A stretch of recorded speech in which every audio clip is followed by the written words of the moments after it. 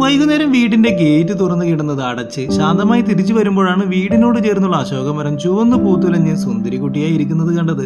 നമ്മുടെ ഗൗതമബുദ്ധൻ ജനിച്ചതും വർദ്ധമാനാഹാരൻ നിർവ്വാണം പ്രാപിച്ചതും നമ്മുടെ സാക്ഷാൽ ഹനുമാൻ സീതാദേവിയെ കണ്ടെത്തിയതും ഈ അശോകമരത്തിന്റെ ചുവട്ടിലായതുകൊണ്ട് അതിന്റെ താഴെ കുറച്ചു സമയം ഇരിക്കാന്ന് വിചാരിച്ചു.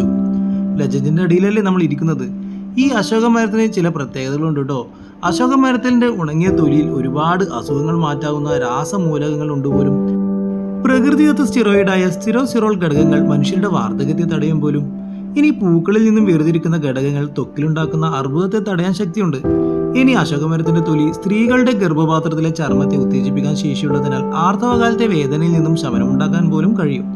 ഗർഭപാത്രത്തിലെ പല രോഗങ്ങളും ചികിത്സയ്ക്കും അശോകത്തിൽ നിന്നും നിർമ്മിക്കുന്ന ഔഷധങ്ങൾ ഉപയോഗിക്കുന്നുണ്ട്. ഒരു കംപ്ലീറ്റ് ആയ ഒരു ആയുർവേദ ശാല തന്നെയാണ് നമ്മുടെ അശോകം. നമുക്കതിനെ കാത്തു സൂക്ഷിക്കാം.